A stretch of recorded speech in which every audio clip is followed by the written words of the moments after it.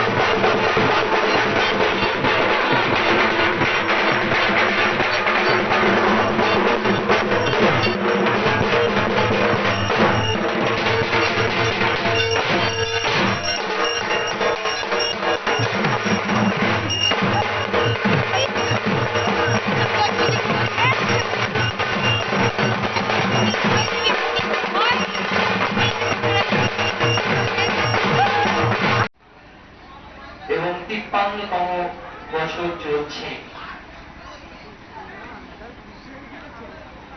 একথা অনস্বীকার্য যে অর্ধ শত বছর ধরে এখানকার মানুষ এই আরাধনায় ব্রতী হয়ে চলেছে। এই আমাদের সনাতনী ধর্ম অবলম্বনকারীদের কাছে গর্বের ব্যাপার।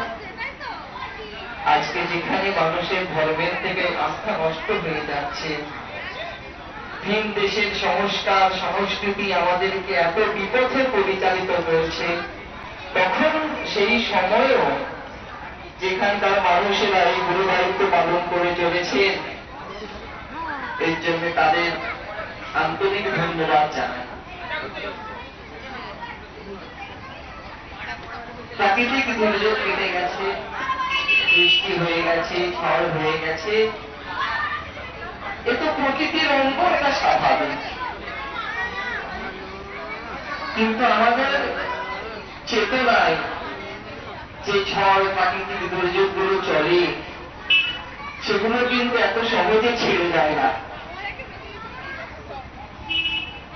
আমাদের প্রতিদিনের জীবনে, প্রতিদিনের কাজের মধ্যে বারবার আমরা যে ভুলগুলো করে চলি, যে অন্যায় আচরণগুলো করে চলি, প্রতারণা, মিথ্যা, ছলনা, স্বার্থ, ক্রোধ, এই ঝড় আমাদের জীবন থেকে যায় না।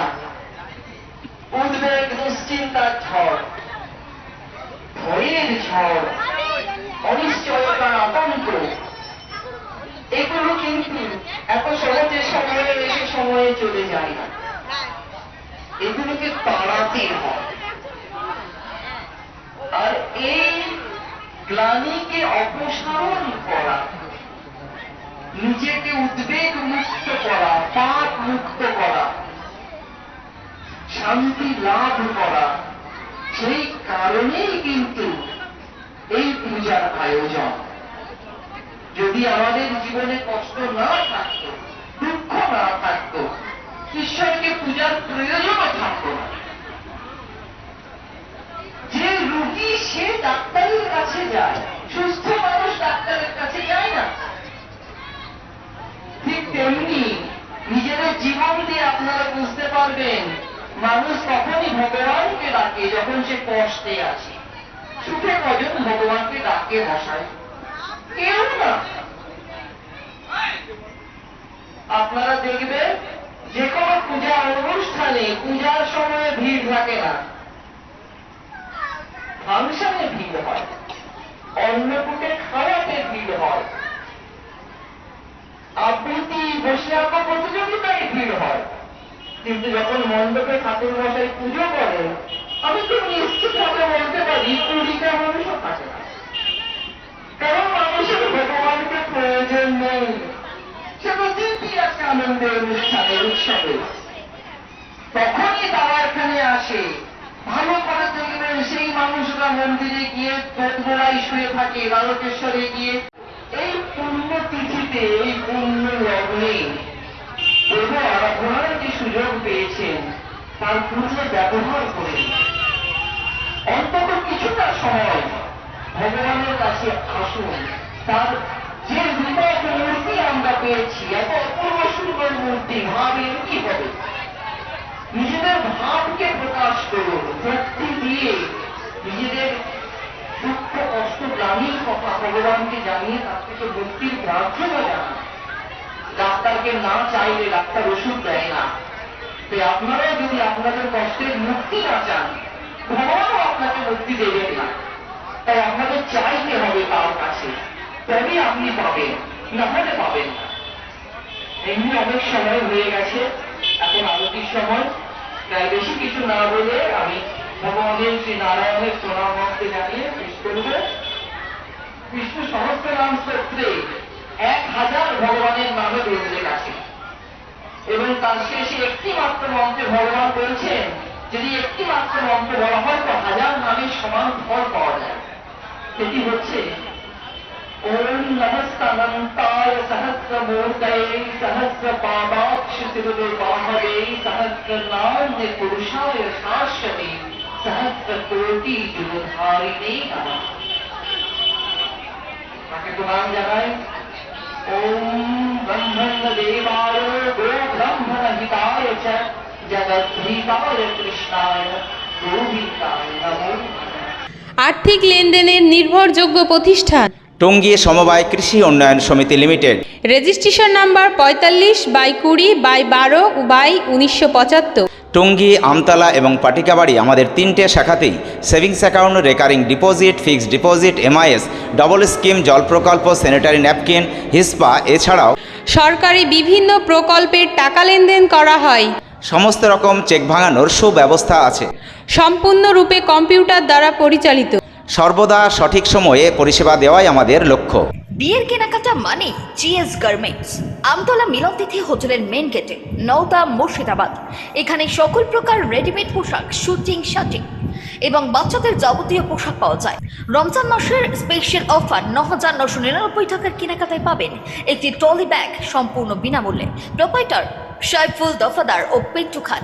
মোবাইল নাম্বার 8001811483 অথবা 9845907598।